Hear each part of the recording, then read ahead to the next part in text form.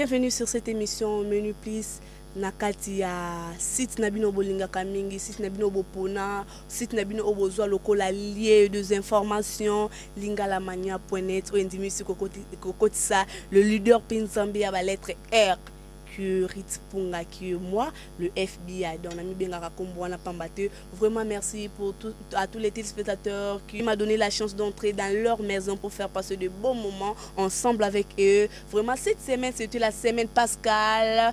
Parce que tout ça, dans le mois d'avril, Marie n'a pas un peu parce que dans la team ma puta journée de la femme, vraiment, c'est pour vous dire que tout ça, dans le mois de la femme, et semaine, on est ça, c'était la semaine Pascal, le qui dimanche, on a la bêta qui n'a pas on a le moment la journée de la femme pour la clôturer et qui n'est pas bien à rave trido. Donc, les lots qui sont les lots qui sont spécial parce que na linga la balobaka mabele et sans acquis. D'ailleurs, jour à Liboso, jour à Mibaï, mais jour à Misato, ma belle sans accueil, c'était la résurrection du Christ. C'est pour les chrétiens, pourquoi pas le dire, si je comprends bien vraiment cette fête, c'est pour les chrétiens. Les chrétiens, ils peuvent croire que ceux qui vivent, ils peuvent faire ta journée à l'aisement. Et là aussi, je profite pour vous signaler que le mois de mars, c'était le mois de la femme. Et le mois d'avril, on a préféré dédier moi au papa nyonso et ça te que pourquoi le FBI a dédié pour papa na bité que ça journée papa mais la bité na dédié on a parlé pourquoi parce que ça jour moi au papa ya FBI à Botama donc papa bisika oza mon vieux ponga bon anniversaire à toi.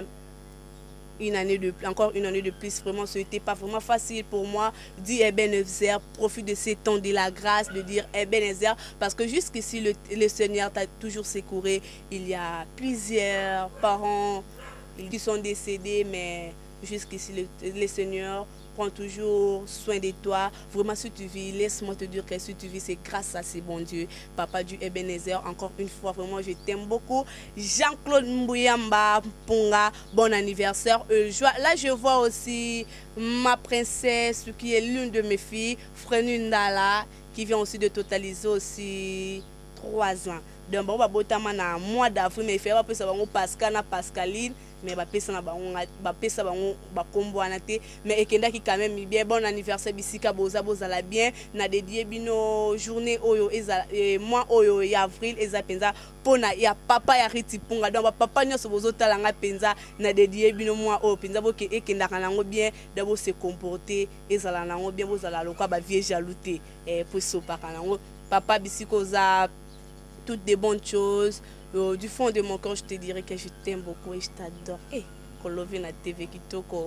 Fidèles téléspectateurs, suivant cet élément, on se retrouve tout juste après. Bravo, Tédro. Vamos.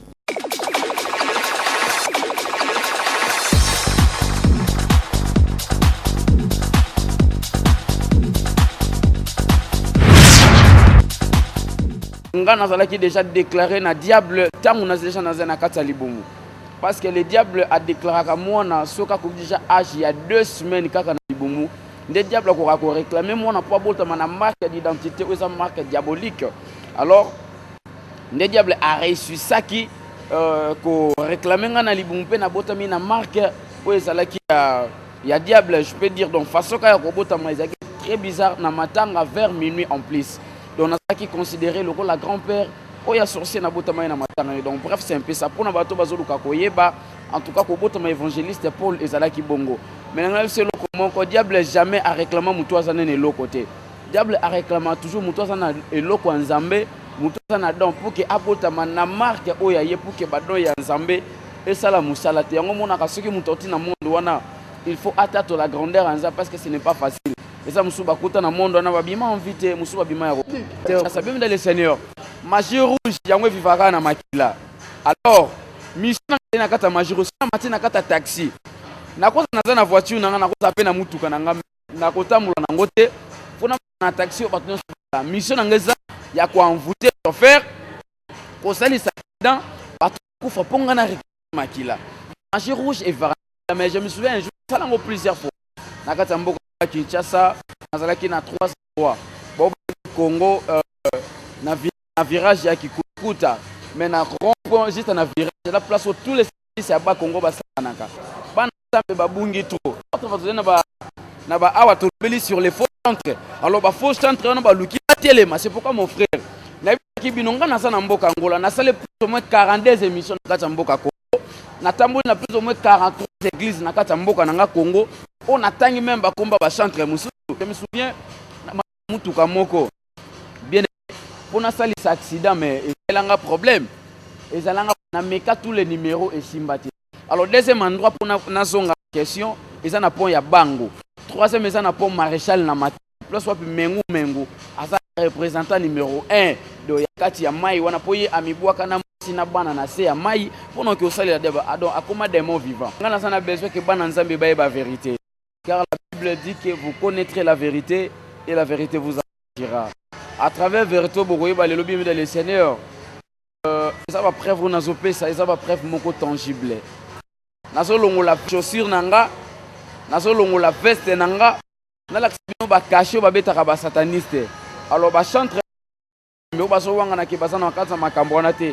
Na ko lakisa tin botala ba sini wana na ba clip na bango, botala ba pasteur wana misapi na ba prédication na bango, parce que ko prêcher ceux qui bo ambi bango na émission.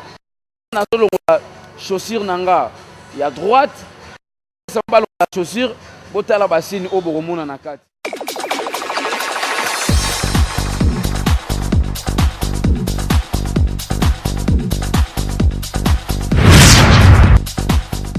Là c'était les images de notre frère Paul Matomina Adam qui a fait 2 semaines ici à Luanda pour faire l'évangile, pour témoigner son Dieu. Sa rencontre avec Dieu était comment? Donc frère a expliqué en gros, j'espère que Bolandi Binonion sort.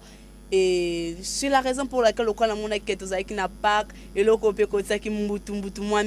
je suis allé consulter mon pasteur Bruno Kassongo qui a parlé sur la force du témoignage au peuple burundais. Déjà kalamingité papa a ebisaki biso soki témoignage ezanini témoignage et pour takanini na évangile et ce témoignage penza ekoki kopanza batu.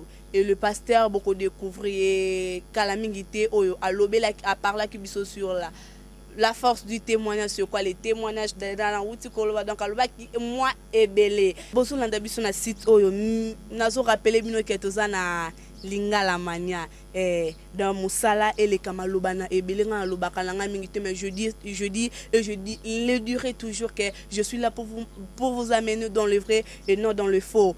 Lingala Mania.net Ndimi Lisusko Yamba Ritipunga na site na bango et merci à tous les internautes au bakota kana site oyo pona kolanda d'informations. Vraiment merci à vous. Je vous aime beaucoup, je vous craque parce que ceux qui te talama ailleurs, ceux qui te les Ritipunga yebani ailleurs peut-être c'est grâce à vous. Merci encore une fois na site oyo lingalamania.net. Merci brave Trido donc kalami était beaucoup pour mon Ritipunga longoli meni pis et comme brave plus donc pour na misala ça et leki Emmanuel Noni ba relation ye la nga yango ba wana pento tiaka na se un peu de là-bas et ça la bien mais bo bimisanga na mayu ya te po o eza Ritipunga le leader Pinzambe ya ba lettre R et le FBI autrement dit le FBI. Merci à Marlène Mpunga.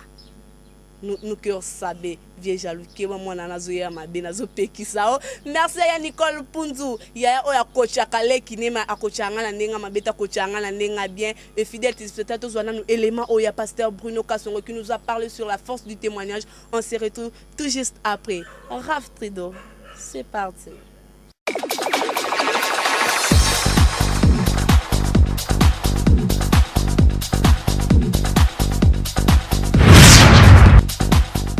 Dans la famille, il y a famille, il faut pas y aller. Il y a dans le magie. 14 ans plus, vie n'a pas même comme chrétien. A comme il y a biso, comment moutoko za na magie, yo go benga moutaza na magie pour parler na combat Christ. Ça n'a pas de sens. C'est des bateaux bazo ka mouté mama bewana, et ça bateau bazo tamba na ba doctrine na mabe.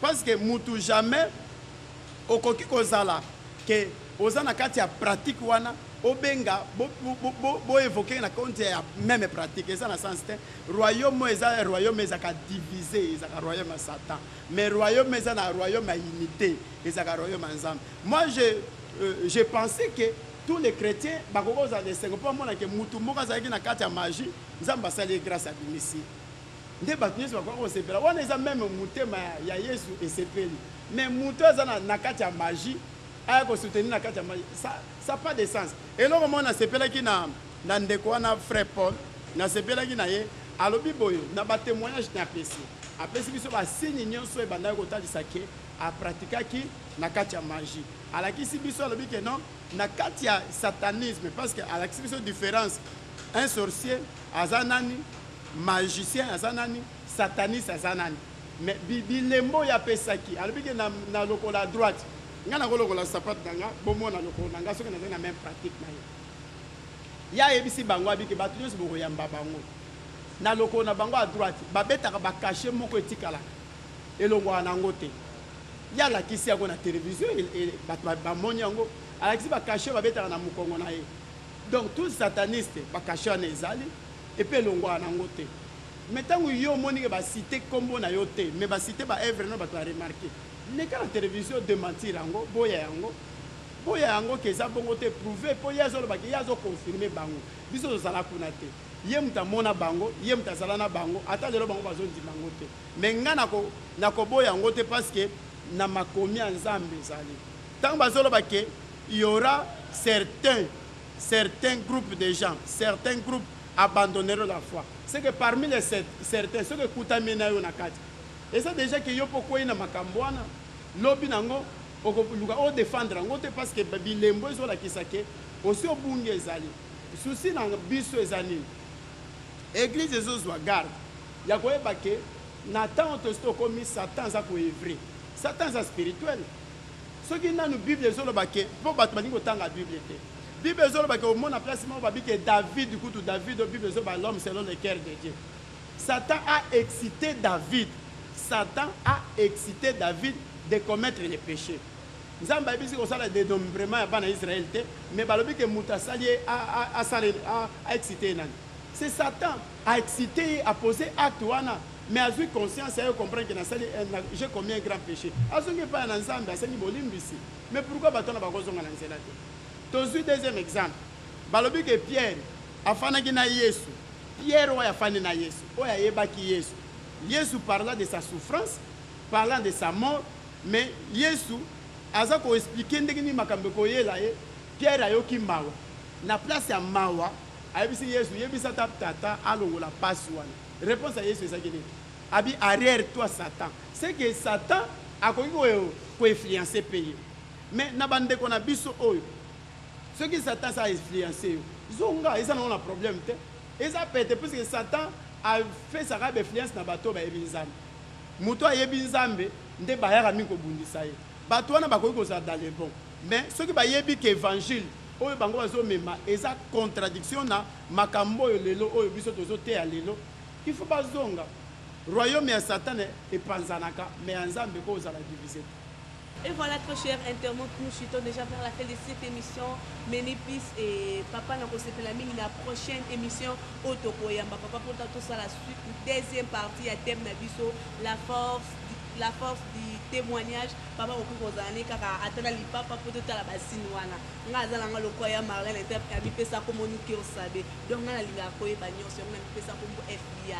Les leaders Penzambi à lettre R donc ça la kalanga. Mais papa na linga kina tout mutuna dans na témoignage au frère Paul ayaki ko sala na ndenge créer pe biloba loba. Papa a se reprocher pas de quoi. OK musika ya kotuna ngai na prochaine émission. Ngakuta tasiko na kolongola o naza na la kisi yango. Naza na eloko ko reprocher ngai te. Et puis ça na signe ta moko te. O ekozala ke o ekozala basini moko eza contraire na liloba nzambe. Ça va preuve na zopesa, ça va preuve moko tangible. Nazo longola chaussure nanga, nazo longola veste nanga, na la kibino ba caché ba betaka ba sataniste. Alors ba chantre mais ba so wanga na ke bazana makatsa makambo wana te. Na ko lakisa sine, botala ba sine wana na ba clip na bango, botala ba pasteur wana misapi na ba prédication na bango, parce que banga ko prêcher, ceux qui boambi bango na émission.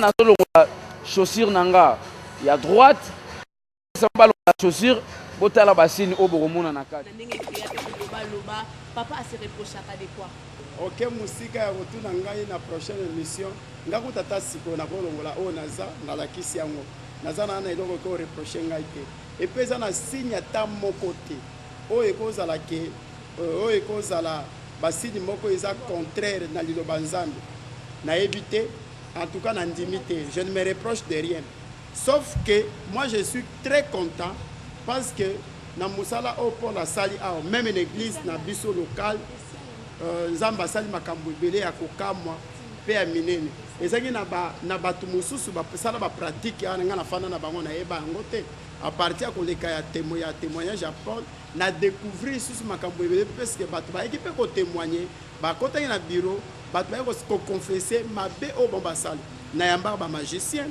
nayambaka baoccultisme bato basimba bakisi ya mbongo na kati ya église awa nayebaka bango te bakota na nzela na ye force wana ebimisi basekret ya bato ebele oyo mpe bato ebele bazalaki na bapratique batiki donc mpo na ngai donc passage na ye ezalaki bien parce que église peut bénéficier mpo na bato oyo nyonso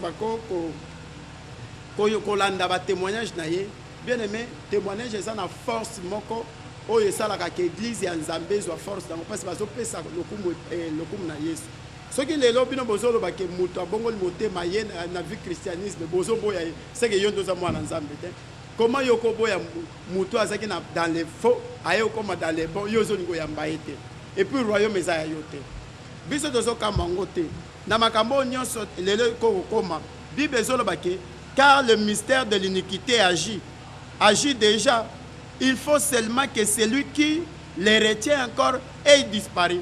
Donc le mystère de l'iniquité agit déjà. Dès que tu as dit que misala ya bato mabe.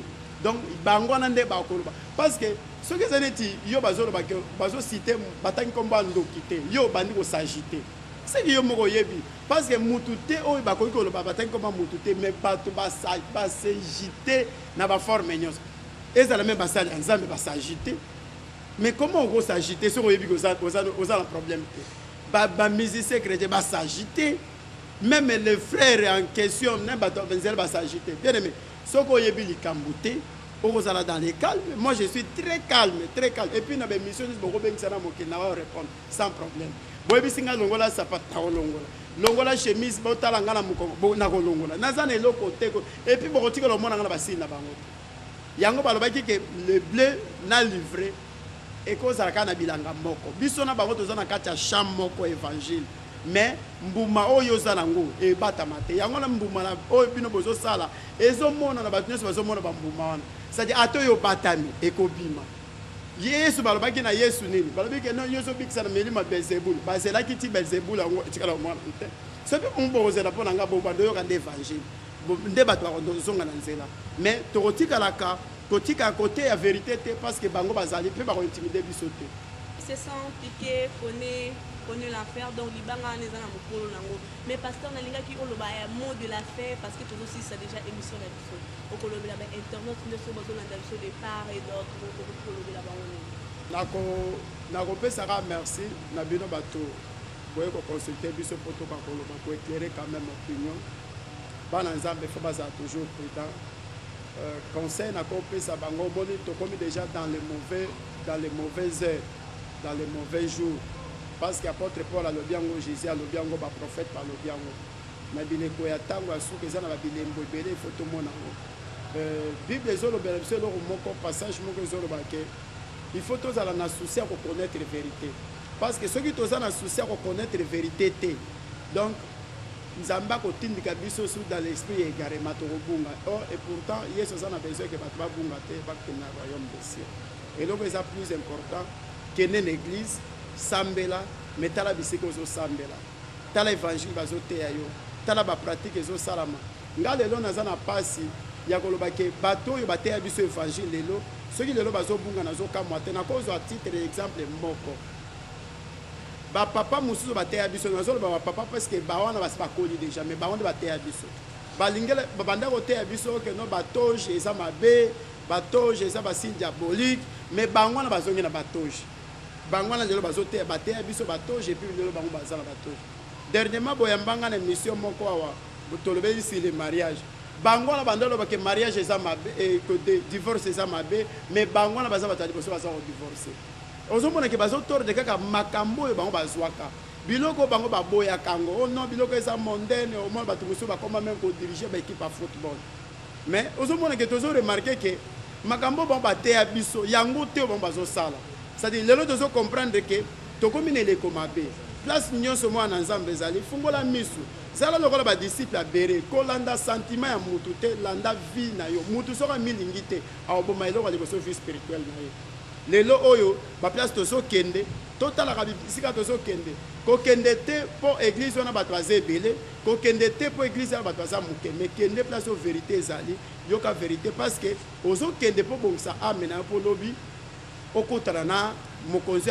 oyo azali mokonzi ya église lelo eza pasi soki lelo bakretien bakomi plus fidèle na baéglise olie bazala plus fidèle na parole de Dieu bakretien baza sous fidèle na parole de Dieu te mais baza fidèle na baéglise na bango okomona même bapratique oyo keno bapaster bazosala eza bapratique biblique te mais soki oyebisi wa église na biso wana paster na biso mutu akosimba ya eza te mais non mutu ebongi nde atelemela baoyo nyonso bazotele kobebisa mosala ya tata oyo abenga yo pasi eza mingi yango nazosenga na église naza na mawa makasi église ya bato ya nzambe puissance nango ezosila parce que entre biso ba soi-disant ba chrétien eloko wana to perdre sens nango naye comprendre que beaucoup des enseignants bakoma koteya mingi oyo makambo eza na prospérité oke non yo lobi okopamba mokokende poto mais soki biso nyonso toteyi bato bake poto siko bato ya poto bakoteya bato bakende wana déjà passé malamu lakisa mutu bokoza likolo lakisa mutu crainte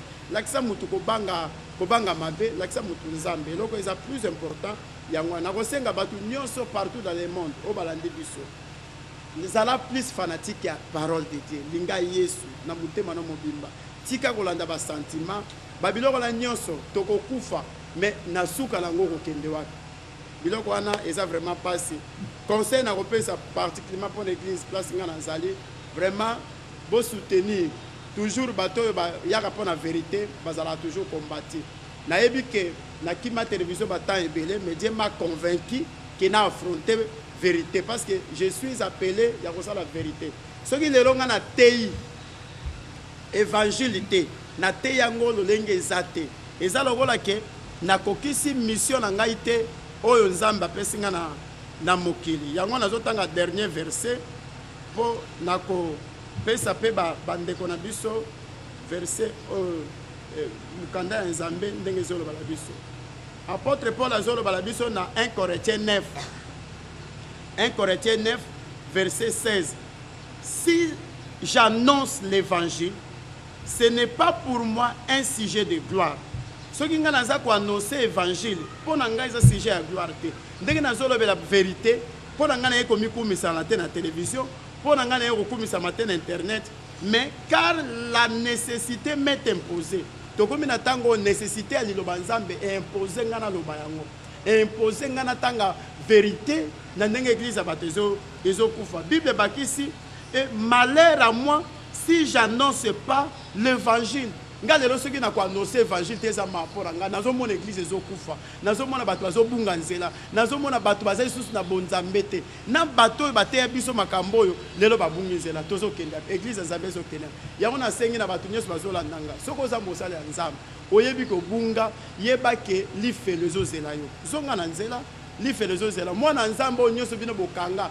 baza bana na bino te baza bato ya nzambe zongisa bana bato na bergerie ya nzambe nzambe akonduire bato mpo bamona nzambe okomema bango na basentiment na yo omemi bango na makambo oyo ozoluka okoti bango nyonso na lifelo eza pasi conseil nakoka kopesa na église ya bato ya kolo yango wana na profite kopesa lue mbote na bakretien nyonso oyo basoutenaka vérité prière na ngai ezaki bosoutenir ngai naye na télévision naye koaffronte vérité nayebi ke ebele bazali wana bakosepela te mais ebele bana nzambe bakosepela apôtre Paul alobi ke même soki nateyi nakoya koteya te mpo nasepelisa bato même soki mibale oyo bayoki liloba nzambe asepeli mpo na ngai eza déjà bénéfique nzambe apambola biso mais napesi bamoto na ngai mingi na motu oyo azolanda ngai j'ai vu Christian Timba namoni vie na ngai Pichulu Vadio akuna matata donc babi mobulu ezala te namoni Corneline Kavungu babi nzambe kala mingi tazolinga mokili ne lokola etoko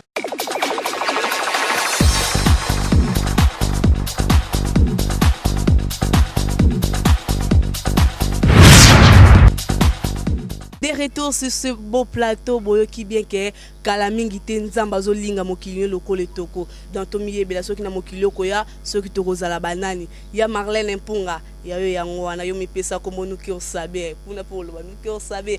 Merci à Corneline Kavungo, merci na maman langa Anita Mpia maman o alingela kanga ba jeté et je vis ma marraine Mimi Mouswamba le cœur de papa Trésor et je dirais déjà bon retour à ma source Hélène Boulanda qui est déjà ici à Luanda et maman vraiment vous êtes le bienvenu dans votre pays. Et vous allez dans un pays Tokyo, Matisse qui pénègne au se retrouver kaka awa. Merci à Bertrand Sapou, merci à Ridi Lianza. Donc on a pu quand même quitter ceux qui bozo monanga, ceux qui monanga na Kiti Congo donc dans ça na théâtre boka monter pour ba vie na Bertrand Sapou na Ridi Lianza donc bazalaka déjà wana moni bango na groupe les rêves. Je dis merci déjà à Marlène Mpunga, merci à Freddy Ndala, merci à Yann Nicole Punzu ibenge coaché donc coach akale kino po kinda kalango bien na moni boss a jeté boya kebele dans le barati na moni boss a jeté boss à ma sécurité je vis Gaïta mwana kasala mon vieux sur la kana bien mon vieux azala kana respect envers bat vraiment et kenda kalango bien na boss na wana Gaïta mwana kasala depuis bisika ozana pesio vraiment beauté j'ai vu mon vieux douve moweni donc bambote na yo o bwana bo utaki kolandeza ki pasteur Bruno o ya pesela ki o alobela ki biso sur la force du témoignage et longo pe boyo ki présentation ya frère Paul Nabiso Adam Matomina o asala ki 2 semaines à Luanda pour nous repérer biso ba témoignage et volume 2 o ya numéro volume 2 ya émission oyo je vous promets vraiment ekozala parce que nami bengaka FBI et ceux qui nami bengaka ngozala ka pambate et encore une fois je vous dis vraiment portez-vous bien et encore bonne fête de la Pâques, bon anniversaire à mon héros. Je souhaite encore une fois vraiment une très bonne fête de la Pâques à vous tous les chrétiens, vous tous qui croyez que si vous êtes là et c'est grâce à ce bon Dieu vraiment bonne fête de la Pâques à vous. Na lobby pe na sisa kango donc oza ngo journée de la femme té donc yango na kitaki na nkana ba na la tama puta parce que ezalaki fête ya Pâques fête oyo batu nyonso bakendaka kokumisa Nzambe ya kokumisa Nzambe donc ezalaki culte moko spécial pour nanga ezalaki dimanche moko spécial parce que c'était la résurrection du Christ on a lingala balobaka mokolami bala kufi mokolami liboso mokolami balé mais mokolami satu mabele et sanzaki donc c'était ces jours ici vraiment j'ai été très ravie très heureuse vraiment de vous voir aussi fêter cette fête dans vos maisons dans vos églises vraiment et kenda kinango bien. Merci à Brave Trido pour tout ce que vous faites pour cette émission Menipis parce que ceux qui Menipis c'est Zaka Kawaneza grâce à eux Emmanuel Ndod batoko kochanga la bango ezandi batulokwa bango bawana totika na totia na C ya Nicole Punza zo coachele kinazo talate. Merci na site o enzimi ko kotisa riti punga le leader pe Nzambe ya ba lettre R le FBI bandimi ko kotisa na lingala mania.net. Merci à vous tous vraiment portez-vous bien et restez branchés sur ces beau site où like Sarabino ba nouvelle site où Mema Kabino toujours dans le vrai avec votre humble des servantes Punga et quant à moi vraiment je vous dis au revoir bye bye on se retrouve à la prochaine numéro et portez-vous bien vieux jaloux nakinanga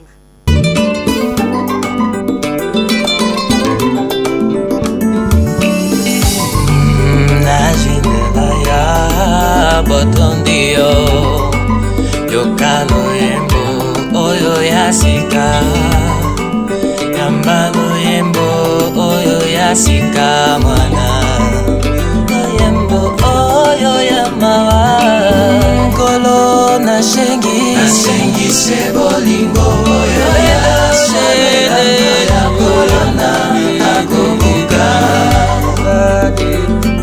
elanga ya ofelango luna zalona na kobuka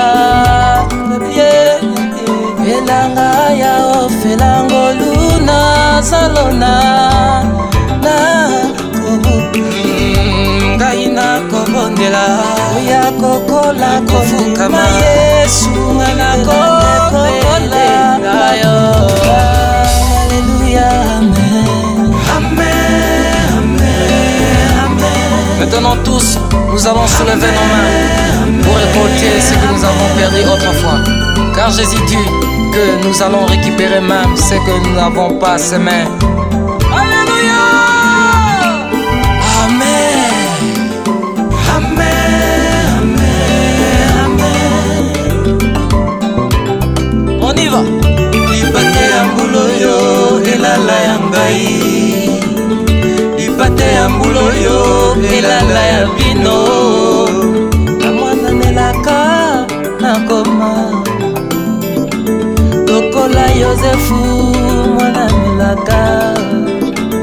Lokola Yosefu mwana nelaka. Bilaka ya Yosefu ekokisamaki. Bilaka ya Yosefu ekokisamaki. Nakwatata bongo etunda kolona motobuka. Nasengise bolingo oyo ya solo elango ya kolona nakobuka. Nasengise bolingo oyo ya solo elango ya kolona nakobuka. Kalona kio na langake. Kalona kio na langake. Oh ya Yesu. Oh ya Yesu. Oh ya Yesu. Oh ya Yesu.